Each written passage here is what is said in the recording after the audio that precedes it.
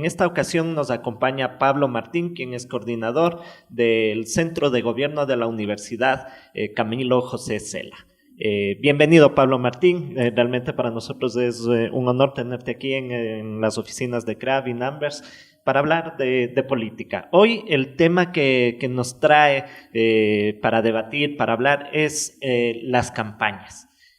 Lo primero que alguien debería saber es cómo estructurar un equipo para meterse en una campaña electoral. Muchas gracias, Mauri, muchas gracias por invitarme. Yo creo que el equipo es la clave de la campaña. No podemos hacer nada si no tenemos un equipo adecuado. Hay que planificar, hay que investigar, hay que comunicar, pero todo eso, ¿quién lo hace al final? Lo hace un equipo. La clave de que una campaña funcione, de que una campaña salga bien, como en cualquier otra circunstancia de la vida, de cualquier trabajo, de cualquier grupo humano, es el equipo. Es el equipo el que realiza las acciones. Vamos específicamente hablando a los perfiles de las personas que deberían trabajar en una campaña electoral. Entendería yo que deben haber niveles altos y medios dependiendo de cuáles son las aspiraciones de ese candidato, si son aspiraciones locales, regionales o en caso como en el Ecuador vamos a vivir en el 2017 elecciones generales presidenciales. Un director de campaña, de un director de comunicación, de un director de movilización, por ejemplo, si es muy importante en el país, como puede ser en Ecuador o en México. Podríamos hablar de un tesorero, de alguien encargado de las relaciones públicas.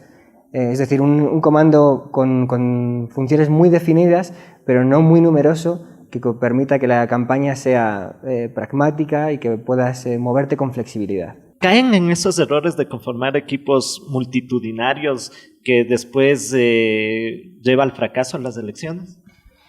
Sobre todo yo creo que en política se suele pecar de lo que fantásticamente llama Alejos, el director del programa de consultoría política y gestión de gobierno, Alfredo Dávalos, que llama Alejos, ¿no? Que son esas personas, amigos y familiares que hay que mantener lejos, ¿no? Que habría que mantener lejos porque son aquellos que mi sobrino, mi amigo, ¿no? que a veces me siento obligado a colocar, o alguien del partido que me siento obligado a colocar, y que muchas veces son los que pueden lastrar el funcionamiento correcto de la campaña. En la primera edición de este programa charlábamos con Ralph Murphy y él nos decía que esto de la consultoría política debe manejarse desde una óptica bastante profesional.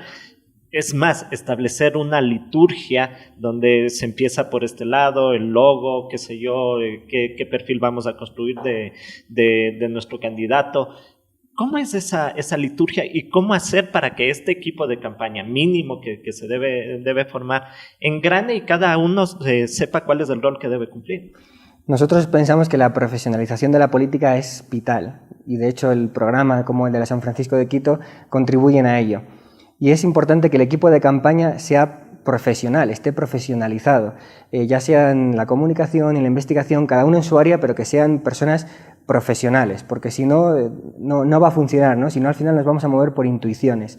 Y la clave de todo esto, de antes de plantearnos qué luego hacer, antes de plantearnos cómo debe hablar el candidato, debemos haber investigado el contexto social, investigado la sociedad, y una vez que tengamos muy clara esa investigación, definir lo que queremos hacer, ¿no? Una vez que ya conocemos muy bien el entorno, ya podemos empezar a trabajar en cuestiones más de comunicación, como puede ser un logo, los mensajes discursivos, pero no podemos voy a decir este mensaje si previamente no he investigado qué mensajes van a influir, qué mensajes van a pegar, van a impactar en la sociedad. La clave siempre es la investigación. En política no hay tiempo para la improvisación. Muchas veces aquí en América Latina hemos visto personas que salen del anonimato con algún discurso fuerte, la gente se graba y de pronto ya están terciando en política. Pero como que las masas, los votantes, el electorado, se va sofisticando, ahora tienen mucho acceso al internet, a consultar cualquier cosa. ¿Es así la evolución que hemos tenido de la gente? Claro, a medida que la formación del electorado crece, el Internet permite llegar a mucha información, ya no dependes de los medios de comunicación, sino que tú mismo en Internet puedes acceder a gran cantidad de información. Todo eso contribuye a un electorado más formado y eso exige que el político sea más profesional y que la gente que trabaja en política sea más profesional.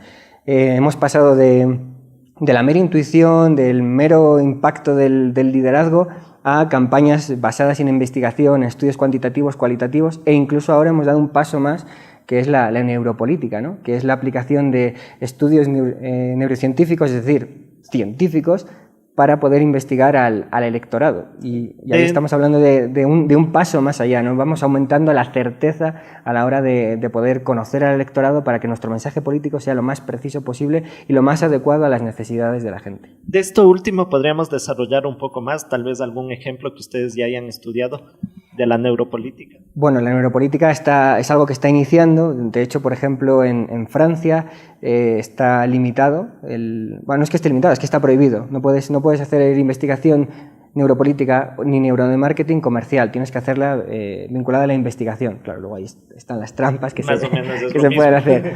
Y, por ejemplo, en Estados Unidos, en las elecciones entre McCain y Obama, se pactó cuánta cantidad se iban a gastar, porque para no invertir demasiado en estos aspectos. Todavía como que se tiene un poquito de precaución. ¿Por qué habrán prohibido en Francia, por ejemplo? ¿Qué vende peligroso? Bueno, ahí se teme que la neuropolítica sea demasiado invasiva, ¿no? Que vaya más allá de la intimidad de las personas, porque piensa, por ejemplo, que en una encuesta cualitativa, en una encuesta cuantitativa, puedes mentir.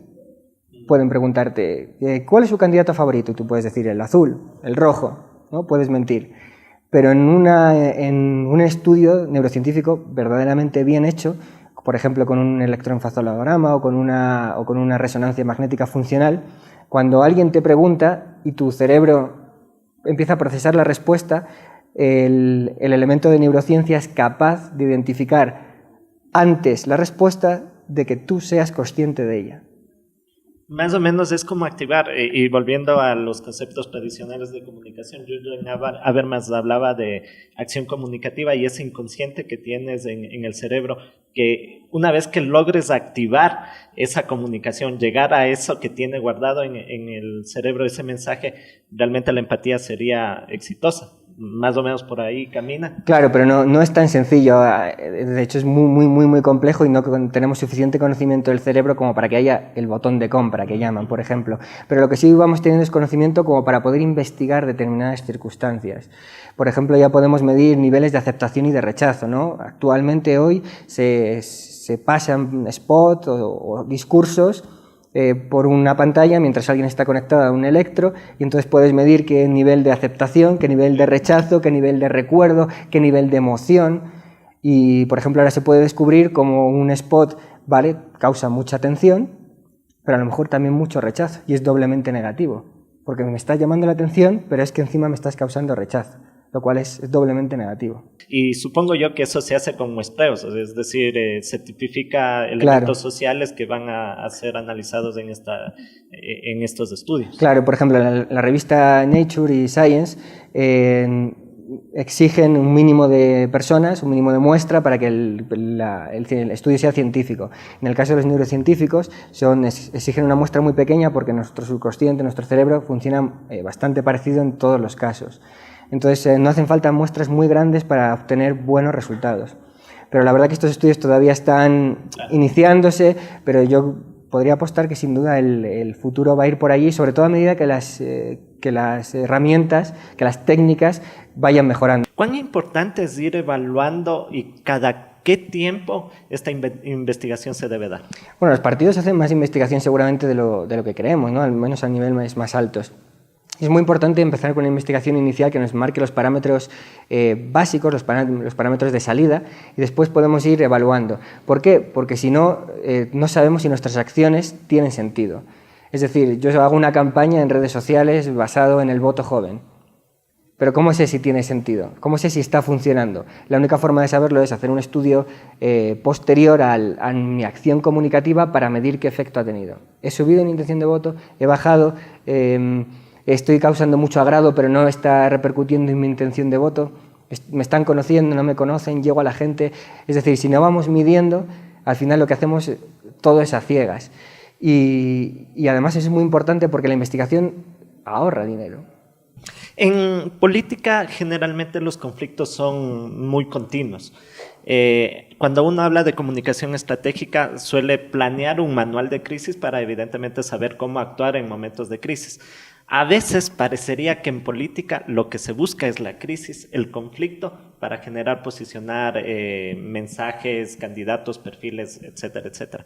¿Es así? ¿Cómo se pueden manejar conflictos dentro de la estrategia política? Claro, hay dos circunstancias, ¿no? Por un lado estaría la búsqueda del conflicto contra el contrario, que ahí tú como partido te estás posicionando, como candidato te posicionas. Yo tengo un conflicto contigo en el tema económico, ¿no? Yo creo en la liberalización del mercado y tú crees en nacionalizar el mercado. Entonces ahí establecemos un conflicto, un choque de ideologías, y eso yo creo que es positivo, siempre que estemos dentro del respeto y demás, pero yo creo que es importante que los candidatos confronten sus ideas para que el electorado esté posicionado. Muchas veces la campaña política tiende a polarizarse, ¿no? A la lucha de la agenda, qué tema va a ser el que mueva la campaña electoral, y los partidos se posicionan en ese tema. Normalmente el partido que consigue crear esa línea, ¿no?, divisoria, es que polariza la campaña, es el que lleva la iniciativa. Y por otro lado estarían los conflictos internos, ¿no?, que es un poco también lo que yo trabajo, que es el conflicto que surge dentro de los equipos, por ejemplo, dentro del equipo de campaña, y cómo se pueden ir manejando, que bueno, al final la clave, como siempre, es la comunicación, ¿no? En un conflicto interno, en una disputa interna, es la comunicación lo que puede permitir resolver eso. La importancia de la comunicación cada vez está teniendo el papel que debería tener. Antes era como que, sí, comunicación, hacer boletines o alguien que me ayude a tener contacto con los medios de comunicación. Pero ahora estamos viendo incluso caracteres ya científicos que desde siempre han habido, pero que hoy recién los estamos develando. Es así como se están conformando los equipos en estrategia política. Claro, realmente ahora mismo vivimos en el sector de la comunicación, vive en una incertidumbre total. No sabemos hacia dónde va a ir la comunicación. Si pensamos que hace 5 años, 7 años, WhatsApp no estaba viralizado, no era conocido por mucha gente, y ahora mismo no podríamos vivir sin WhatsApp. Si pensamos que hace unos años Facebook no existía y ahora es una de las empresas más importantes del mundo, y dentro de 5 años, ¿qué va a haber? ¿Y qué tecnologías va a haber? ¿Y cómo va a influir la realidad virtual? Hay tantas circunstancias que pueden modificar la comunicación y, por tanto, las campañas políticas, que tenemos que estar siempre renovándonos, siempre cerca de las universidades, cerca de las innovaciones, para conocer qué es lo nuevo que está surgiendo. Listo, muchísimas gracias, Pablo Martín. Yo creo que ha sido bastante ilustrador, sobre todo esto del manejo de conflictos a nivel interno de equipos, que yo creo que es un mal que generalmente suele atacar a la política, y más concretamente en estas tierras en América Latina, donde a veces ello deriva en shows televisivos y demás que afectan a la imagen de los políticos. Muchísimas gracias. Gracias, y les esperamos en una próxima ocasión.